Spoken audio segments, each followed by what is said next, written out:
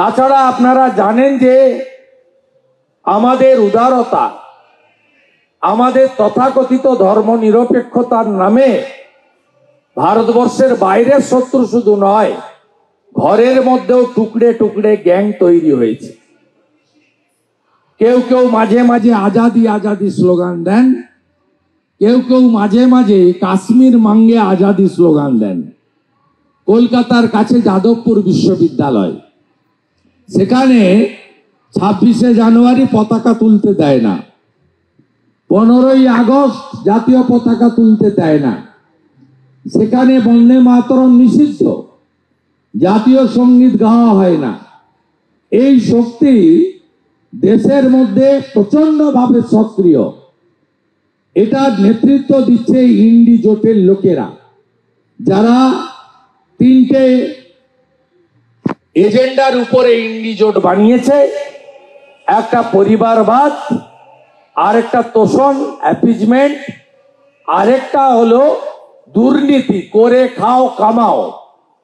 এই 3টের উপরে দাঁড়িয়ে এই ইন্ডি জোট ভারতবর্ষের ভিতরে থেকে দেশকে দুর্বল করতে চায়।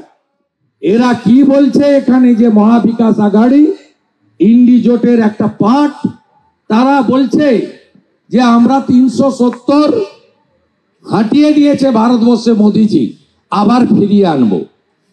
তারা কি বলছে, রাম মন্দিরকে আবার ভাঙবো এবং ওই অবৈধ যে ঢাঁচা স্ট্রাকচার তাকে আবার পুনর্নির্মাণ করব অযোধ্যার ফৈজাবাদে। এরা দেশকে দুর্বল করছে, তাই আপনারা এদেরকে পরাস্ত করবেন। কয়েক লক্ষ বাঙালি আছে, আমি দাদারেও বলেছি, প্রেস কনফারেন্সেও ওয়ার্ল্ড ট্রেড সেন্টার থেকে বলেছি, আমি একটু আগে পুনে সিটি জেলা অফিসে অধ্যক্ষজি এবং পার্টির ইম্পর্টেন্ট কার্যকর্তাদের বলেছি। আজকে পুনের যে বাঙালি কমিউনিটি আমার সামনে আপনারা কয়েকশো জন এসেছেন, তাদেরকেও আমি আমার এই আবেদন রেখে গেলাম।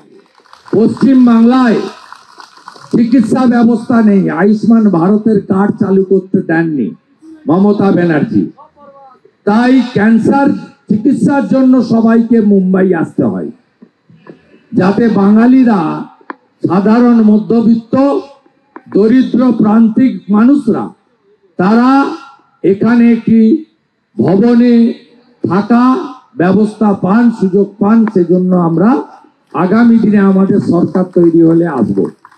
অন্যদিকে 180টা মুসলিম সংগঠন তারা বলছে যে এমবিএ কে ভোট দিতে হবে, অন্য কোথাও ভোট দেওয়া যাবে না, অন্য কোথাও ভোট দিলে তার নাম বদল করে ঘনশ্যাম রেখে দেবে।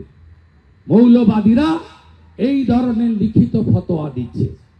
তাই আমি বলবো, রাষ্ট্রবাদী সনাতনীরা ঐক্যবদ্ধ হন। মমতা বন্দ্যোপাধ্যায় যা করেন এখানেও এরা তাই করছে। পরিবারবাদ, তুষ্টিকরণ, ভ্রষ্টাচার, দুর্নীতি। আমি আপনাদের কাছে আবেদন করব, আমাদের পরিচয় আমরা ভারতীয়, আমাদের পরিচয় আমরা সনাতনী। তাই শিবাজি মহারাজের এই পবিত্র মাটি, বীর সাভারকারের এই পবিত্র মাটি এবং সংবিধান প্রণেতা ডক্টর বাবা সাহেব আম্বেদকরের পূর্ণ মাটিতে আপনারা দল বেঁধে সনাতনীরা বিভাজিত না হয়ে ঐক্যবদ্ধভাবে 20 তারিখে সকাল সকাল ভোট দান, তারপরেই জলপান। আমাদের ভিডিও ভালো লাগলে লাইক এবং শেয়ার করুন। কমেন্ট সেকশনে গিয়ে জানান আপনাদের মতামত।